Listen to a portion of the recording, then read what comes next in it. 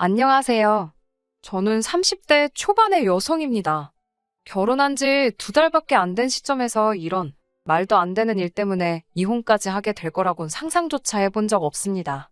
그리고 그런 일이 다른 사람도 아니고 저에게 일어날 거라고 생각해 본 적도 없어요. 남편과 저는 채팅으로 만났습니다.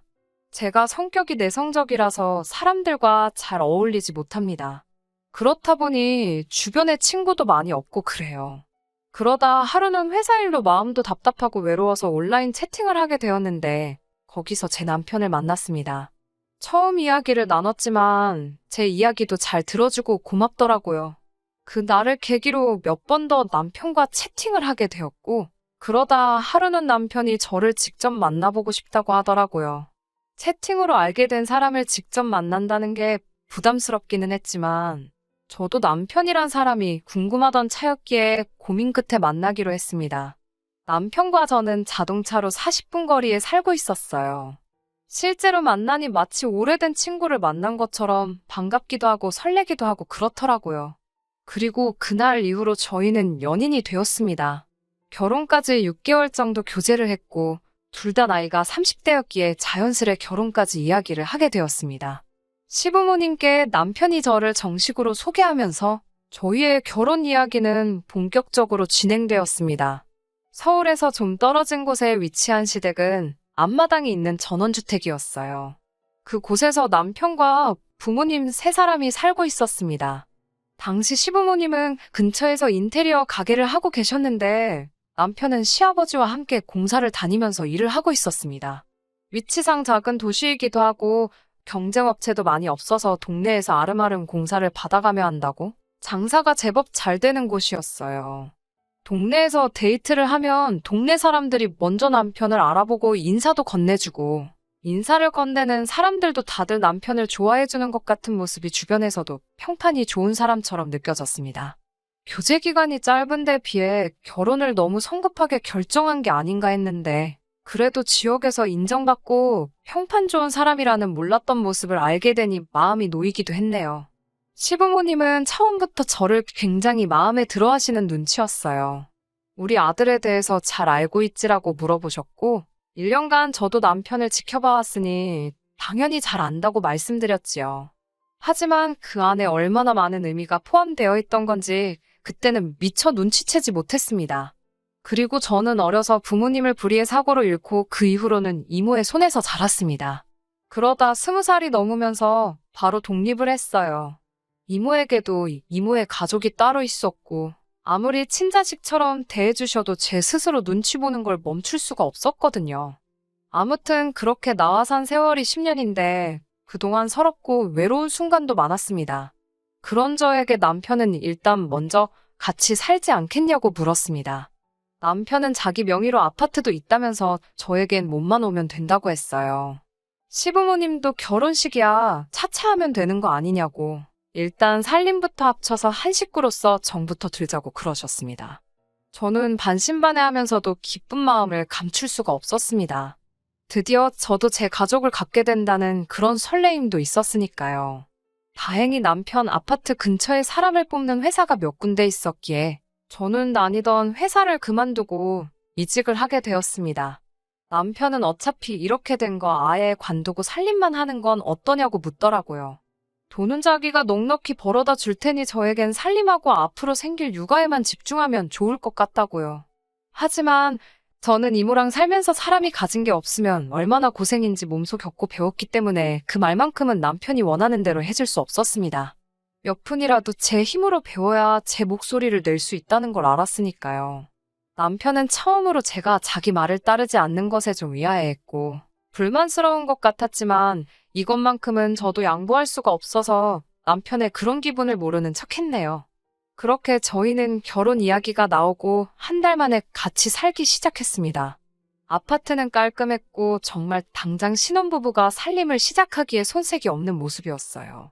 남편에게 언제부터 이 아파트를 준비한 거냐고 물어봤는데 이미 저를 처음 만났을 그때 그러니까 저와 채팅에서 처음 대화한 그날에 벌써 저랑 결혼하게 될 걸 알았다면서 능구렁이처럼 대답을 하더라고요. 하지만 이 아파트에 그런 사연이 숨겨져 있을 줄은 예상도 못했습니다. 가전이고 가구고 뭐 하나 살 필요도 없었습니다. 마치 저만 들어오면 되었던 것처럼 모든 것이 완벽하게 준비되어 있었으니까요. 저는 마치 동화 속에 나오는 공주라도 된 기분이었습니다. 그 이후로 한동안 저는 새로운 직장에 적응하고 결혼식 준비도 하면서 시간을 보냈습니다. 그러다 올해 초의 일이었어요. 친구들하고 술을 마시러 나간 남편이 아무리 기다려도 들어오지를 않더라고요. 핸드폰도 두고 나간 상태였고요. 워낙 흉흉한 뉴스가 많이 나오던 시기라 어쩔 수 없이 남편을 찾아 나섰습니다. 집 근처에서 만난다는 건 알고 있었고 남편이 자주 가는 몇 군데 술집도 알고 있었기에 서울에서 김서방 찾기처럼 어려운 일은 아니었습니다. 남편이 자주 가던 술집을 연거푸 네 곳을 돌아보고 여기만 마지막으로 확인하고 가자라는 심정으로 들린 곳에서 남편을 찾을 수 있었습니다. 저도 몇 번 봤었던 중학교 동창이라는 친구와 술이떡이 되게 마셨더라고요. 무슨 술을 이렇게 마셨냐고 그러니까 그 동창이라는 친구가 혀는 반쯤 풀려서는 제 남편이 이제 키워줄 여자도 생겼고 이제 다 됐다며 잘된 일이라고 기분이 좋다고 하는 거예요. 키워줄 여자라는 게 무슨 소린가 싶어서 저게 대체 뭔 이야기를 하는 거냐고 물으니 남편이 헛소리라며 손을 내젓고는 화장실 간다며 자리를 떴어요. 저는 뭔가 쎄한 느낌이 들어서 다시 말해보라니까 남편 동창이라는 사람이 알고 보면 참 불쌍한 애라고 잘 키워주라고 그러더라고요. 그러더니 테이블에 머리를 쳐박고 기절을 해버렸습니다. 저는 일단 택시를 불러 남편 친구를 보내고 어찌저찌하여 저도 남편을 데리고 집에 돌아왔습니다. 남편은 말 그대로 떡실신을 해서 잠을 자고 있었고 저는 그 친구한테 들은 이야기 때문에 기분이 찜찜했습니다. 남편이 일어나면 물어봐야겠다고 생각하면서도 쉽게 잠을 이룰 수는 없었고요. 그리고 다음날 아침 술에서 깨 꿀물을 찾는 남편에게 어제 제가 들은 이야기를 물었습니다. 순간 남편은 놀란 토끼 눈을 하더니 지금 무슨 소리를 하는 거냐며 되묻더라고요. 그래서 제가 뭐 키워줄 사람이라든가 알고 보면 참 불쌍한 애라던가 그러더라면서 혹시 나한테 뭐 숨기는 거 있냐고 다시 물었어요. 그러자 남편은 엄청나게 짜증스러운 표정으로 무슨 소리를 하는 거냐며 저에게 드라마를 너무 많이 본 거 아니냐고 그러더라고요. 그냥 자기 친구가 술 먹고 자기를 저에게 잘 부탁한다고 하는 이야기를 뭐를 그렇게 이상한 방향으로 상상해서 확대 해석하냐고 화를 내면서요. 저에게 처음으로 화를 내던 모습이 어색해서 더 의심이 갔지만 저도 그때는 무슨 증거가 있는 것도 아니고 무작정 아니라는데 남편을 추궁할 수도 없으니 미안하다고 했습니다. 남편의 해명이 그럴싸하게 들렸던 것도 한몫했어요. 남자는 결혼하면 애라고들 하잖아요. 그러니 남편과 결혼하는 저에게 키워달라는 표현을 썼을 수도 있겠구나 생각하고 짚고 넘어갔어야 했을 그 발언을 심각하게 받아들이지 않고 회피해버리고 말았습니다. 그렇게 어영부영하다가 결혼식 당일이 되어버렸고 저도 어느새 그날 일은 잊고 살고 있었습니다. 결혼식은 아무런 문제 없이 진행되었어요. 저희 이모가 오셔서 혼주석을 빛내주셨고 하객이 많지 않을 며느리를 배려해 주신다면서 결혼식도 소규모로 진행하셨습니다. 물론 이것도 말만 저를 위한 거였다는 걸 이제는 알게 되었지만 그때는 모든 것이 저를 위해 배려를 해주는 것 같다는 생각에 그저 감사하고 고맙게만 느껴졌네요. 결혼식을 올리고 나서 신혼여행은 시국이 시국인지라 제주도로 다녀왔습니다. 신혼여행을 다녀오고 집에 짐을 풀게 되니 그제서야 제가 결혼했다는 게 실감이 나더군요. 함께 지내기 시작한 지도 벌써 몇 달이 된 집이었는데도 새롭게 느껴졌습니다. 저는 저에게도 드디어 평범하고 안정적인 제 가정이 생겼다는 사실이 마치 제가 세상에 새로 태어난 것만큼 기뻤습니다. 하지만 이 기쁨은 오래가지 못했습니다. 신혼여행을 다녀오고 며칠 되지 않았을 때예요. 시부모님이 저녁을 같이 먹자며 시댁에 오라고 하셨습니다. 이미 저희가 결혼하기 전에도 종종 식사를 같이 하자며 부르신 적이 있었기 때문에 별 생각 없이 저녁 식사를 하는가 보다 하고 남편과 시댁으로 향했어요. 하지만 그날만큼은 남편이 제 손을 꼭 잡으며 무슨 일이 있어도 오래오래 자기 곁에 있어줄 거냐고 묻더라고요. 그런 바보 같은 질문이 어디 있냐며 당연하다고 대답을 해줬고요. 그리고 곧 시댁에 도착했습니다. 저희 왔다고 현관을 열고 들어서는데 아기 우는 소리가 들렸습니다. 시댁에서 아기 우는 소리가 들리니 저는 순간 당황하고 놀랄 수밖에 없었지요. 시댁에는 저희 말고도 손님이 한 명 더 있었습니다. 제 또래의 여자였는데 아이는 그 여자가 데려온 것 같았어요. 그러더니 저를 보고 꾸벅 인사를 하더군요. 그리고 곧 저는 충격적인 이야기를 듣게 되었습니다.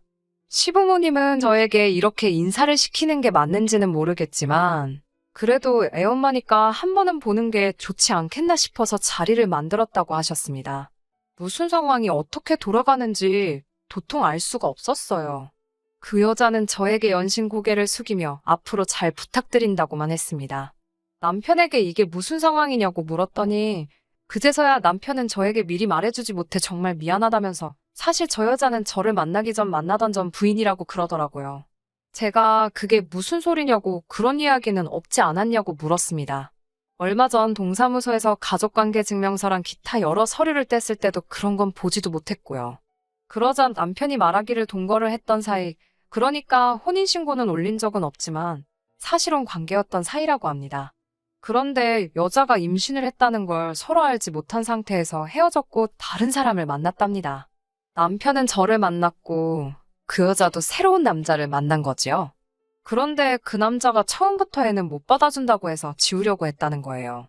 하지만 저희 시부모님과 남편은 제발 낳아만 달라고 그러면 우리가 뒷일은 책임지겠다며 경제적인 지원을 해주고 있었답니다.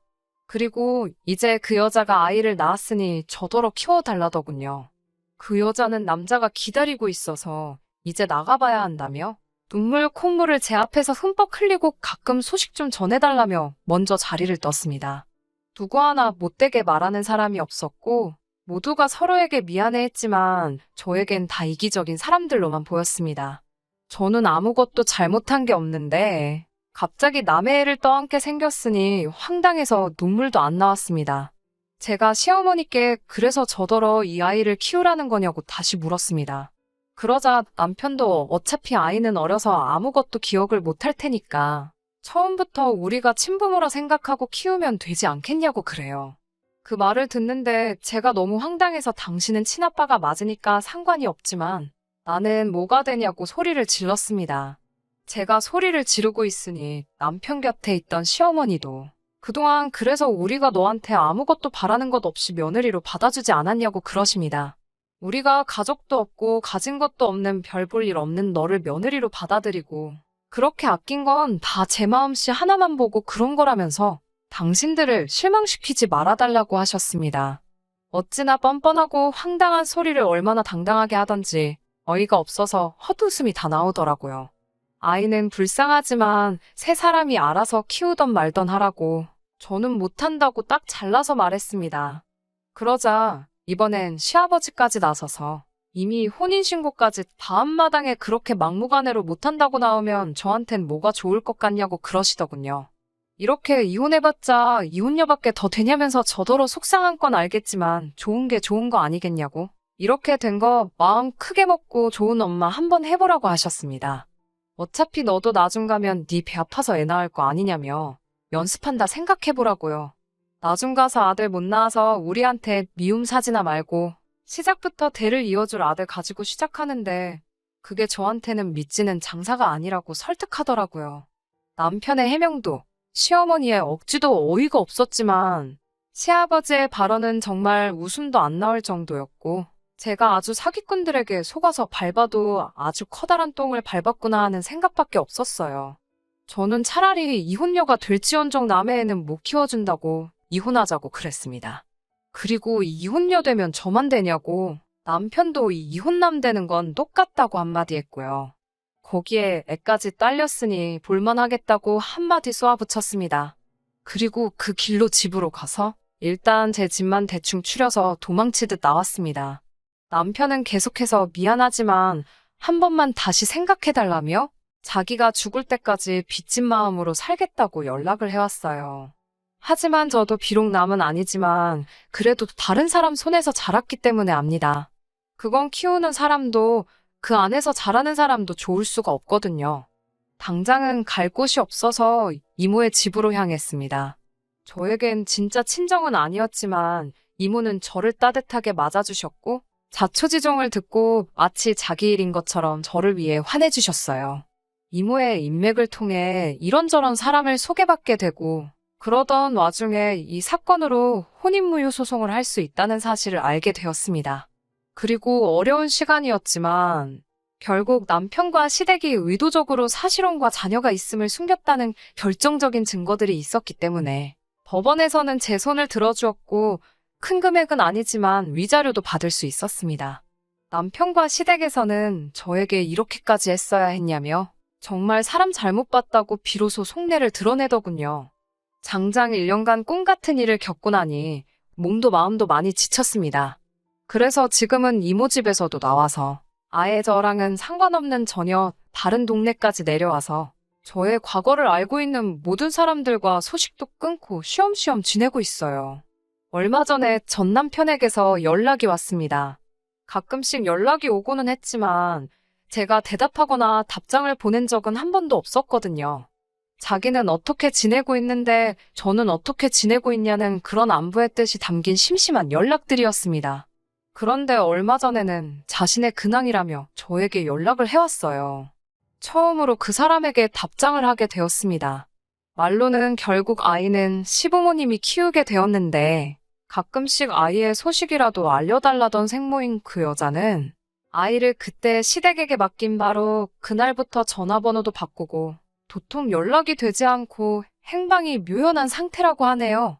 그날에는 모두의 앞에서 아이에게 엄청 애착이 있는 듯 연기하더니 애초에 시부모님에게서 받을 위자료와 경제적 지원만을 노리고 그렇게 애만 낳아주고 돈만 잔뜩 챙겨서 잠적을 해버린 거예요. 아무튼 친모가 행방이 묘연한 상태라서 어떻게 해보려고 해도 그 아이를 자기 호적에도 올릴 수가 없어서 고민이라고 하더군요. 남편이 제게 연락을 해오는 이유도 단 하나입니다. 이제 자기 부모가 애를 키우게 되었으니 저도 아무런 문제 없는 것 아니냐고. 그러니 다시 자기한테 돌아와 달라고 하는 겁니다. 애가 무슨 잘못이 있냐며 적어도 자기 호적에는 올려주고 싶다고요. 그래야지 나중에 학교도 보내고 할 텐데 하면서 말입니다.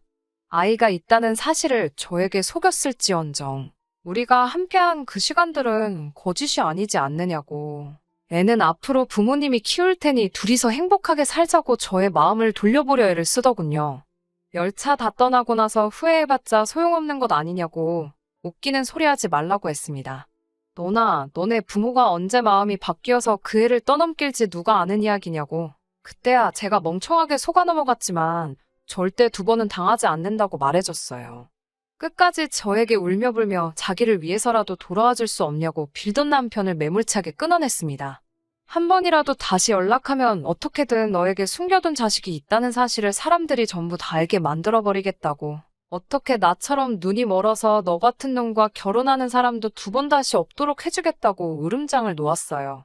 제가 대답을 한 그때부터 더 이상 전 남편에게서는 연락이 오지 않고 있는 상황입니다. 정말 자기 앞으로 혼사길이 막힐까봐 겁을 먹은 것 같네요.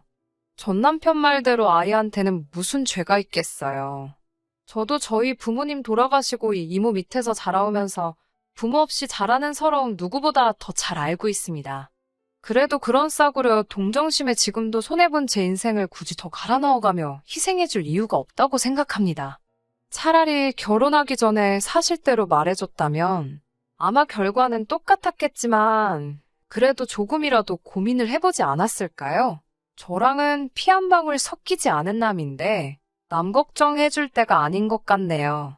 더 이상 제가 관여할 일도 아닌 것 같으니 애는 불쌍하지만 알아서 잘 하라고 하고 저도 그것 때문에 꼬일 대로 꼬인 저부터 잘 살고 봐야겠습니다. 끝까지 들어주셔서 감사합니다. 오늘의 사연은 여기까지입니다. 구독과 좋아요, 알람 설정 부탁드리고 더 좋은 사연으로 다시 찾아뵙겠습니다. 감사합니다.